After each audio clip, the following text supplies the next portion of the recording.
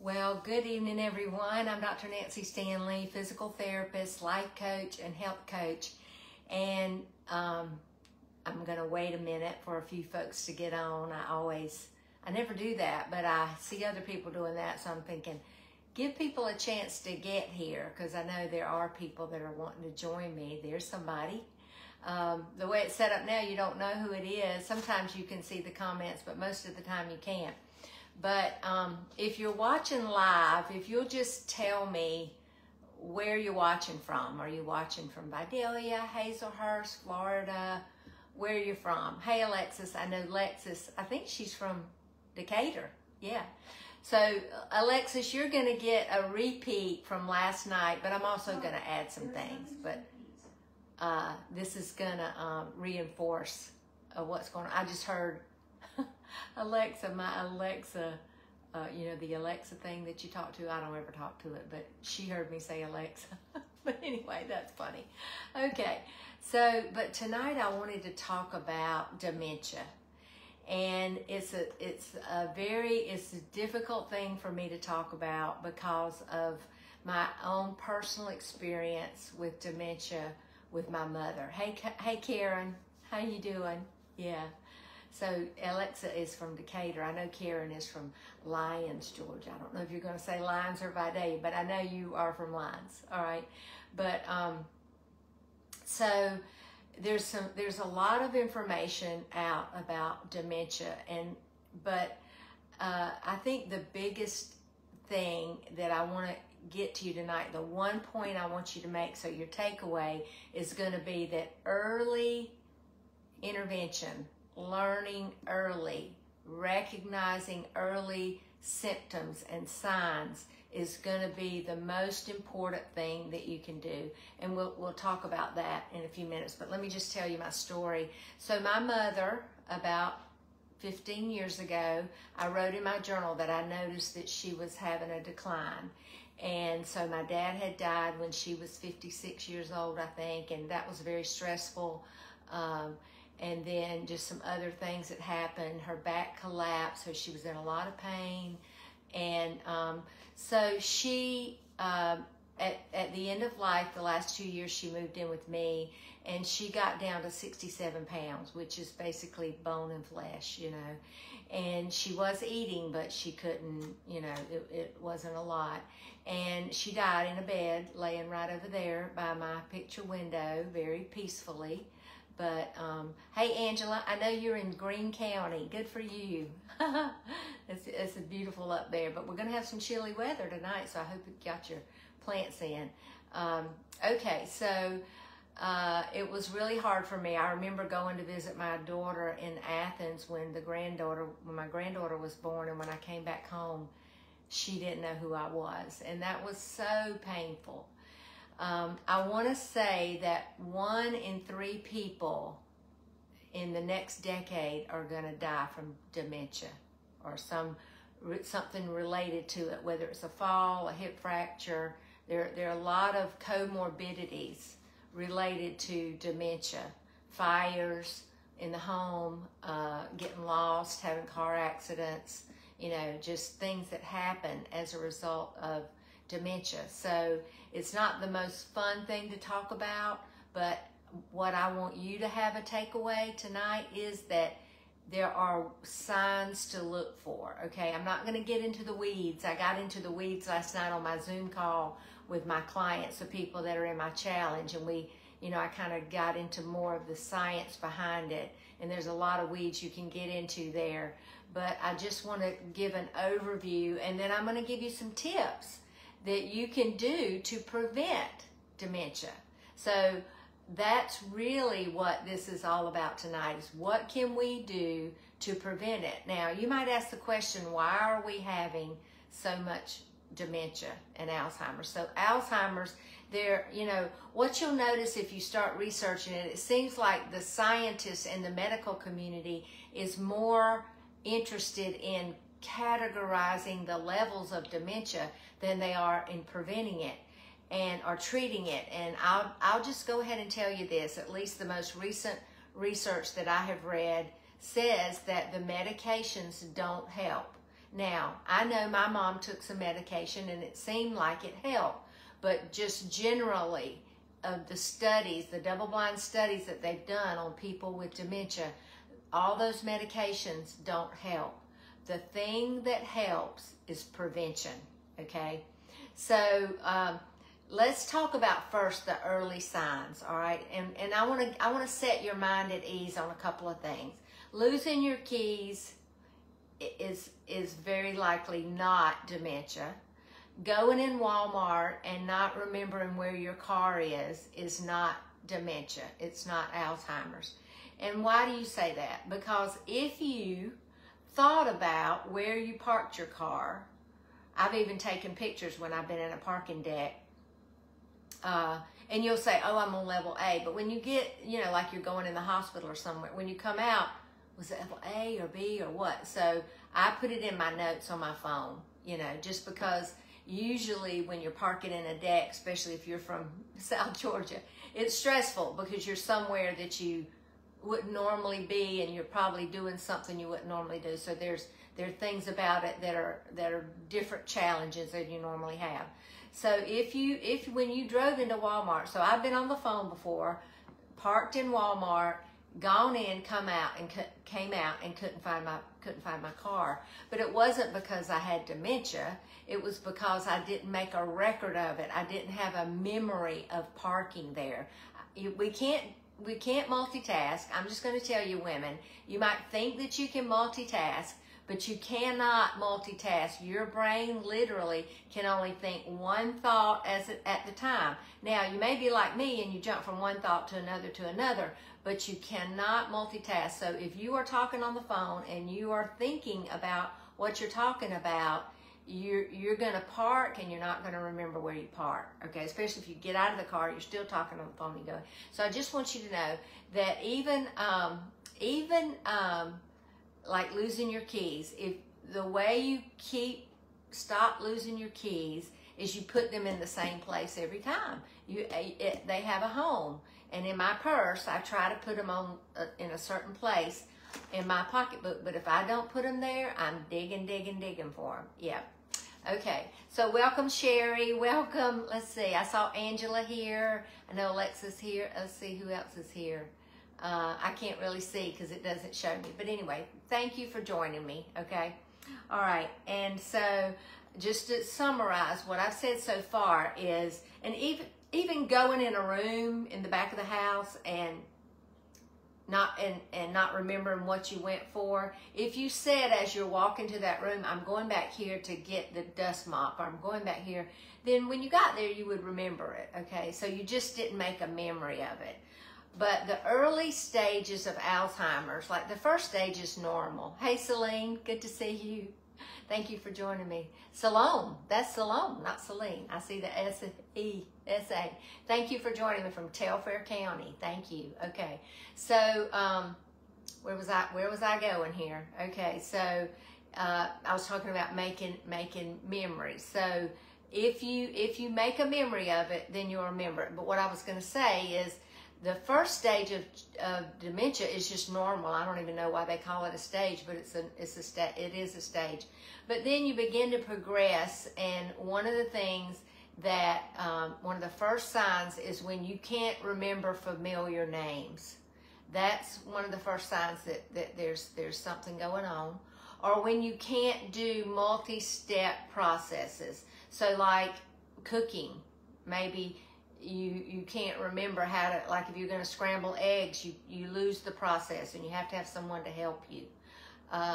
Maybe drive into a familiar place and then not being able to get back home. That's one of the first stages. So if you or a loved one is having those experiences, hey Tanya, good to see you, then there is a need for some intervention here.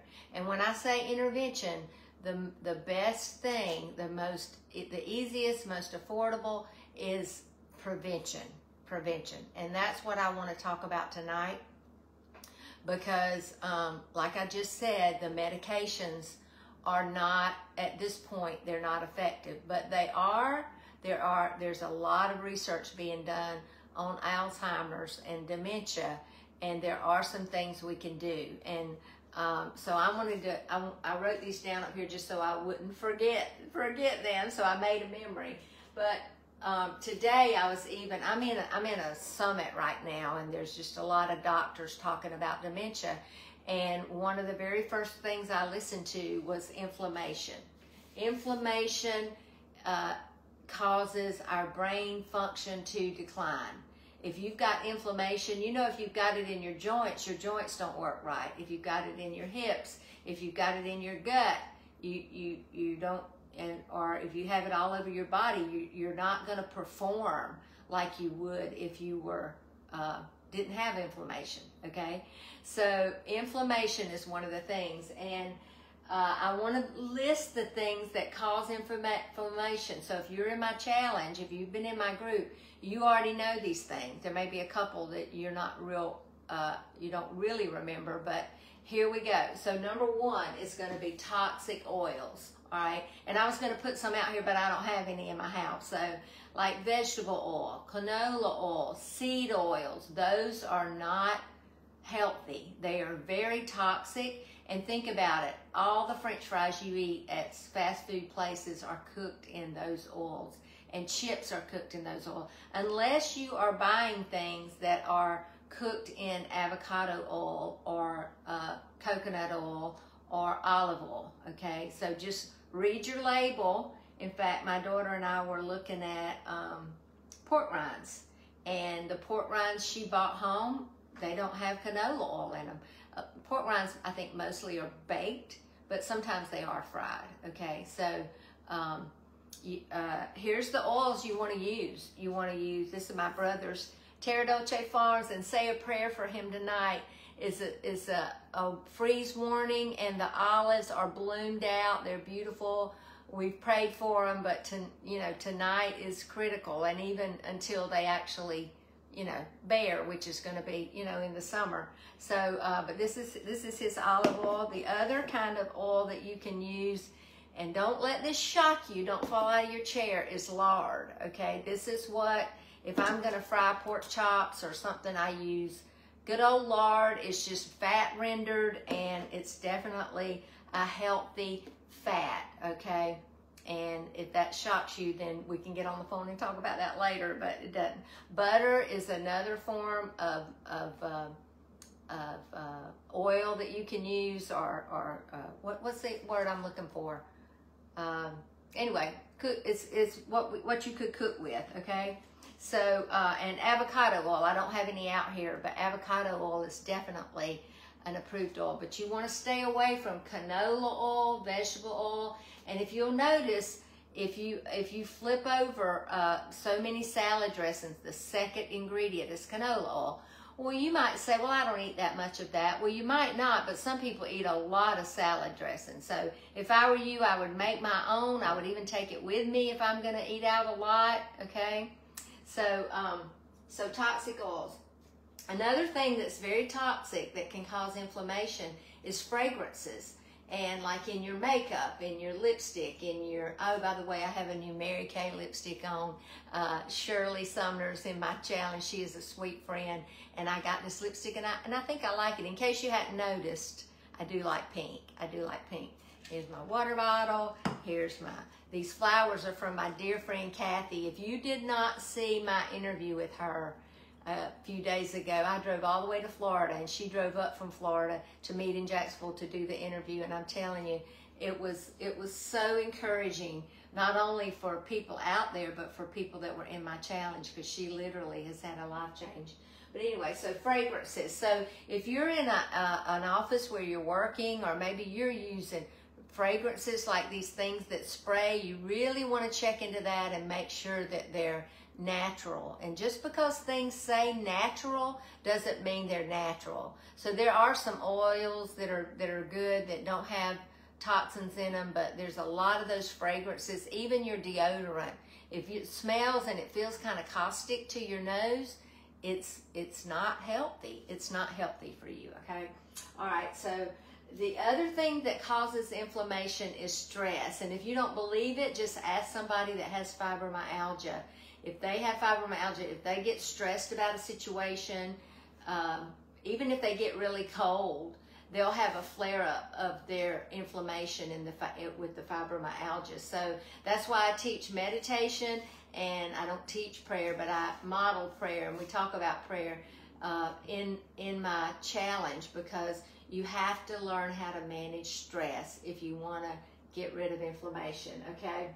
All right, the other thing is lack of sleep can cause inflammation.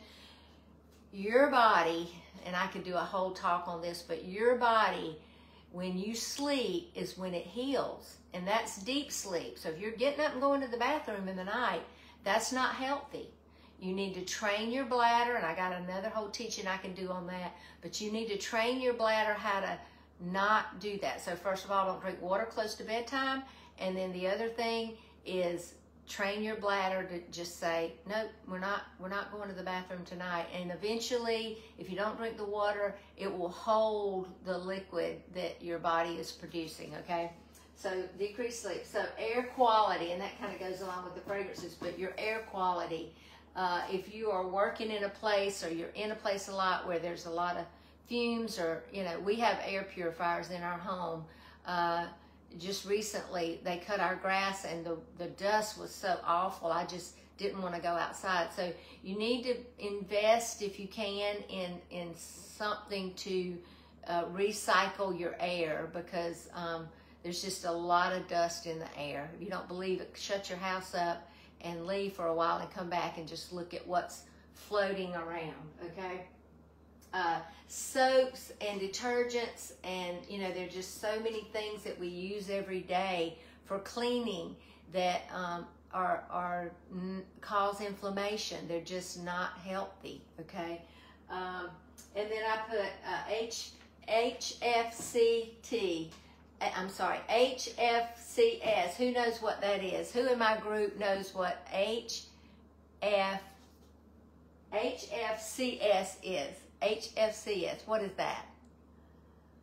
Okay, I don't see anybody posting it, but it is high fructose corn syrup. That is, it's not sugar at all. It's made from corn, and it's made from genetically modified corn. Hey, Victoria. Okay, I see you there. Good to see you. Thanks for joining. High fructose corn syrup. There you go, Shay. And if you just watch a video on how they make that, you'll know that you don't want that in your body. But it's in literally, now when you eat things like, I know the first time I ate a Reese cup after I had not eaten one for a couple of years, excuse me, I thought, this doesn't taste like they normally do. Well, they're using high fructose corn syrup instead of regular sugar now, okay? So they don't taste the same.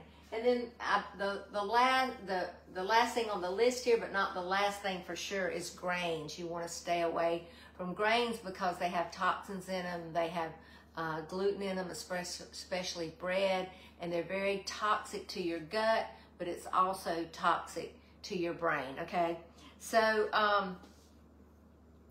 you know, as far as the stages of dementia, you know, when you get to that stage 7, 8, 9, and 10, that's when, you know, you have to have help to do everything. I mean, you're just not able to process, and you're a danger to yourself, and you may be even a danger to other people, especially if you're trying to cook or anything like that. So you just want to be careful about that. Okay, so I put some things up here that cause inflammation. Oatmeal, I know some of you are like, oh my gosh, I eat oatmeal every morning. Well, my mama ate oatmeal every morning, and she got dementia. And I'm not going to say that the oatmeal caused it, but it certainly didn't help because she put sugar in it. And yeah, and grits, if they're made from genetically modified corn, you know, are not your friend. That genetically modified corn is definitely not your friend. Pasta is not your friend either, so you want to stay away from those things. Okay, so let me show you some good things, all right? Number one thing that you need to have in your pantry is real salt, okay?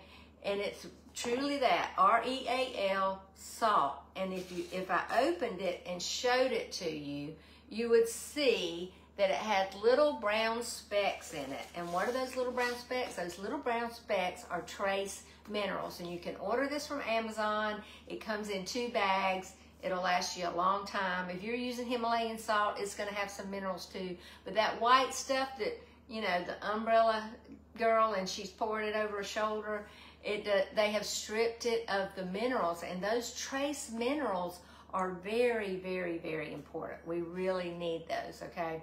All right. So I'm going to show you some natural things first. So avocados are a great source of good fat. And you really don't have to buy those organic, and they're $1.50 now anyway. But a lot of times for me, if I make a salad, I'll cut open the avocado. I just cut it around like this, pop it in half, pull out the seed, and spoon it out. Just put some salt, some real salt, and some olive oil or some balsamic vinegar on it, and just eat it. I mean, you know, it can be a snack. Of course, we don't snack very much, but it can just be a good source of good fat to stave off hunger. Maybe if you're going to eat at 12, you could do it like at 11 or 11:30. Okay, the sweetener that we use, you could use, I know you read about erythritol this past week. The studies weren't reported properly, so erythritol in minor amounts is not bad. Stevia does not cause strokes in minor amounts. It's just, you know, if you're using tons of it. I mean, I had a friend one time, he would use like 10 packs of Equal in his coffee, and I'm like, oh, that just can't be healthy. Plus, it must taste terrible. But a sweetener that I use sometimes is maple syrup. It's pure. It's you know, and I don't even know that you have to do organic, but this is organic. Now you have to notice it does have 27 carbs, but that's in 2 tablespoons. So if I use it, I'm definitely not gonna use 2 tablespoons. Good old eggs. If you got a friend that's got some chickens that are free range, then she's your friend. The egg lady is your friend. I saw a meme when eggs went so high. It said, now that crazy egg lady is everybody's friend. Hit the love button if you think that's funny, because it is funny. Although my egg lady's not crazy. But invest in some good quality eggs where the chickens range around. Chickens are carnivores, okay? And so they need worms and things to eat. They don't need to just be sitting in a pen and just pecking on grain and no activity, okay? All right, another good wholesome addition to your nutrition could be heavy cream. Preferably organic, but I'm having trouble finding that now. And I just use it in my coffee, just a little bit in my coffee, along with MCT oil, which is a medium chain triglyceride. So that's a good oil to use. I already talked about butter. I talked about lard. If you're going to use cottage cheese, you want to use full fat, and 4% is about the most you can get. Cottage cheese does have some carbs, about 6 grams of carbs in a half a cup, but it's a good snack. I like it. You know, I can just eat it with 3 or 4 blackberries. Blackberries are going to be low in carb compared to peaches and apples and pineapple and banana. Those are not going to be. And let's see, can't wait till you can have cream and strawberries. Yes, and you can. After your first month in the challenge, you can begin to have that. But again, that's going to be carbs, and you don't want to have it late at night because you want your body to be healing while you're sleeping, okay? And then I've got some just good old natural bacon. If you're going to do bacon, and bacon is a good optimal choice for good fat and good protein, you want it to be natural without nitrates in it, okay? All right, so, and then this is just organic grass-fed beef. I'm going to add fat to this because this is 85% lean, and I like for mine to be more like 70-30. It makes for a better hamburger. So I will either put some lard in it, or I will put some ground fat that I get from the meat market there. Okay, so let's talk about what I'm seeing. Okay, what I'm seeing in the clientele that I have, the people that come to me, is that they don't really understand why they're having aches and pains, why they're on so much medicine. I mean, because when they go to the doctor, it's just another medicine, okay? If I were you and you're on a lot of medicines, first of all, I'd join my program, because we're going to get you off your medicine, off of most of your medicines, if not all of your medicine, your high blood pressure medicine, your insulin. I think Sherry's on here. She said her blood sugar is normal and she's diabetic. So there you go. If you don't put sugar in, you don't have to have diabetes medicine. But you want to get off your medications, because all of those medications have side effects. Now, I will never go, is avocado oil still okay to use? Yes, avocado oil is good. I just didn't bring any out here, but yes, for sure, avocado oil is fine. Okay, so where was I talking about? Okay, I was talking about, coming off your medication. All those medications have side effects, and you don't like statin drugs. I talked last night to the group about statin drugs.